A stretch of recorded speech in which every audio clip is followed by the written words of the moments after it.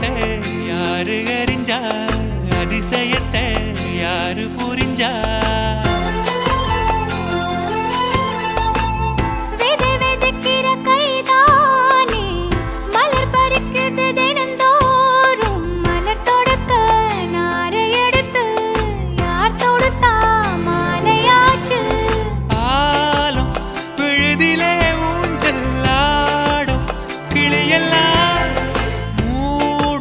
செரகில மெல்ல பேசும் கதையெல்லாம்